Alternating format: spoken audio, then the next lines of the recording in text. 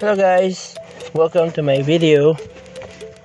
And nakita po natin ang paraan ng pagtanggal ng air filter. Una sa lahat, kailangan natin ng screwdriver para matanggal ang mga screw. Una muna tatanggalin natin ay ang cover nito. Panoorin natin guys.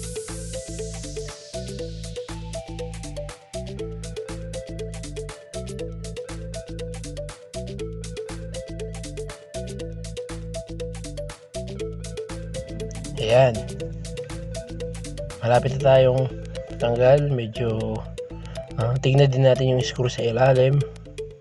Ayan, para matanggal natin. Makikita natin na ayan, madumi na yung air filter.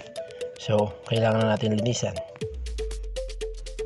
Kailangan natin ay sabon, toothbrush, syempre tubig.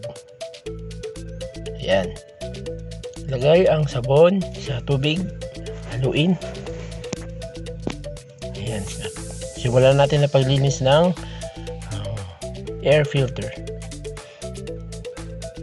Actually guys, hindi siya washable, pero may nabibili sa market nito na washable na air filter. Ngayon, ini-improvise ko kasi ang aking paglilinis ng air filter since wala pa akong pambili.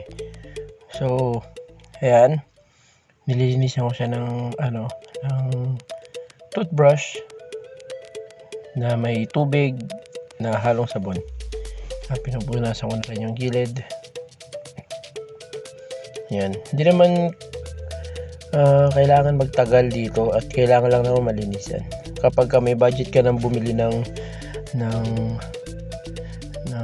washable, yun, mas madali na.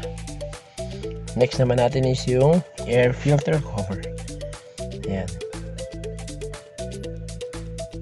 kailangan lang naman doon ang basahan. Hindi natin maigi.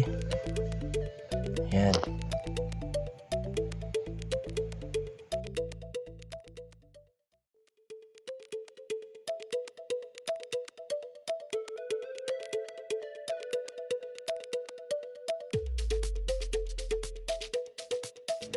next naman nating gagawin is patuyuin ang filter. So ito napaka-importante guys, kasi kailangan tuyo siya. Ang ginagamit ko naman dito ngayon is air pump para bugahan yung filter. Pero kung wala naman kayong air pump, kailangan lang naman gawin dito is air dry sa electric fan. Siguro it takes 2 to 3 days para matuyo talaga. So kung maglilinis kayo ng ganito, kailangan naka-schedule, yung wala kayong lakad para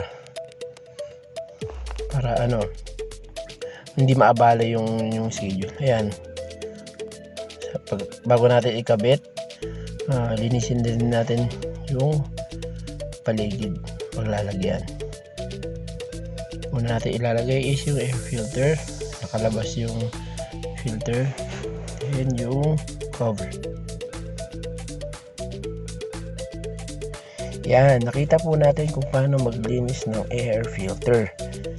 Yan, sa susunod na mga video guys, papakita ko naman sa inyo kung paano ang iba pang maintenance na ginagawa sa motor.